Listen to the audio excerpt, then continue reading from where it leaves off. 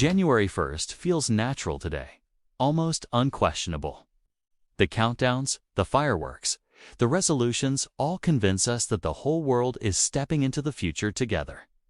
But ancient India never saw time this way, and once you understand why, your idea of a new year may never feel the same again. Pause for a moment and ask yourself something simple. Why does a new year begin in the middle of winter, when nothing in nature actually changes? The sun does not shift its path, the seasons do not reset, and the earth does not awaken. So what exactly are we celebrating? Thousands of years ago, ancient Indian thinkers asked this very question. They did not accept dates just because they were convenient, and their answer came from watching the sky, the seasons, and life itself. What they discovered was so profound that it challenges how modern civilization measures time. Imagine a quiet village in ancient India, where a young student sits beneath a vast banyan tree with his guru. Looking at a calendar scratched into clay, the student asks when the year truly begins. The guru smiles gently and responds by asking when a circle begins. The student thinks carefully and admits that a circle has no beginning, only endless movement. The guru then asks him to observe the sun's journey across the sky, repeating the same path year after year. In that moment, understanding dawns as the student realizes that time itself moves in a circle. This idea formed the foundation of ancient Indian thought. Time was never seen as a straight line with a start and an end, but as a living cycle that repeats, evolves, and renews itself. In such a system, the idea of a single universal new year feels strangely out of place. If time moves in circles, where would you even place a beginning? Every point is both an end and a start, depending on where you stand. This is why ancient India never anchored time to one fixed date. To explain these cycles, scholars developed the concept of Yugas, vast cosmic ages that stretch across unimaginable spans of time. These cycles made yearly calendars seem insignificant by comparison. Time was measured not in days, but in epochs. There was Satya Yuga, the age of truth, lasting nearly 1.7 million years. Then came Treta Yuga, spanning 1.3 million years, followed by Dvapara Yuga at 864,000 years. Finally came Kali Yuga, the age we live in now, lasting 432,000 years. Let that scale sink in for a moment. While we celebrate moving from one year to the next, ancient Indians were thinking in cycles that lasted millions of years. It was like measuring oceans while we count drops. In this worldview, time does not move forward toward something new. It repeats, carrying civilizations through rise, peak, decline, and collapse before beginning again. Knowledge is discovered, forgotten, and rediscovered, all as part of a repeating cosmic rhythm. Seen this way, even the idea of progress changes meaning. Are we really moving forward, or are we simply revisiting patterns humanity has seen before? Ancient India believed nothing was entirely new. Now picture a royal court in an ancient kingdom where advisors argue over administration. One insists that a fixed start to the year is necessary for taxes and records. The king listens calmly and then asks whose year should matter more: the farmers, the merchants, or the priests. The farmer's year begins with the first rains. The merchant's year begins with trade winds and travel seasons. The priest's year begins with equinoxes and solstices. So who decides a single reset for everyone? Ancient India answered this by refusing to choose just one. Instead of one new year, there were many, each aligned with natural and cosmic cycles. These beginnings were not imposed on nature, but drawn from it. Across regions, different festivals marked different renewals.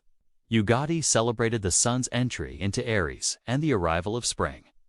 Vishu marked the sun crossing the celestial equator, while Gudi Padwa honored cosmic creation and Puthandu welcomed a new Tamil month.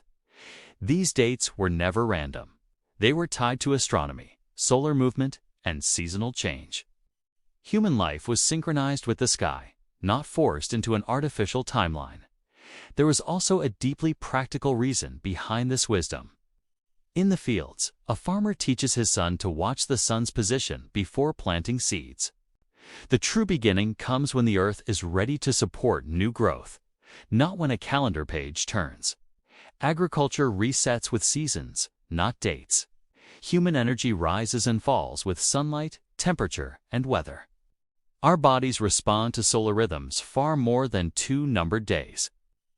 January 1st arrives during winter in the northern hemisphere, when nature is dormant and energy is at its lowest. It is a season of rest, not expansion. Does it really make sense to demand reinvention at a time meant for conservation? Think about how often New Year's resolutions fade by February. It may not be a lack of discipline at all. It may be biology resisting a forced beginning at the wrong time. Your body is wired to slow down in winter to preserve energy and wait. Pushing major change during this phase means fighting instincts shaped by thousands of years of evolution. So, how did January 1st become dominant? The answer lies in ancient Rome, when Julius Caesar standardized a calendar for administrative control. January was chosen not for nature, but for convenience. As empires expanded, this system spread through conquest. When the British ruled India, they brought their calendar with them for uniform governance. It was never about wisdom, only efficiency. In a colonial office in the 19th century, a British officer stamps documents dated January 1st. An Indian clerk quietly wonders why the year begins there, sensing that universal often just means imposed. India did not reject January 1st because it lacked knowledge. It simply operated with a deeper, more flexible understanding of time, one that did not fit neatly into a single date. What is fascinating is how modern science is now rediscovering this wisdom. Studies on habit formation show that people succeed more often when change aligns with seasonal transitions, especially spring. Psychologists explain that longer days, increased sunlight, and rising serotonin naturally boosts motivation. Nature itself supports transformation during these periods.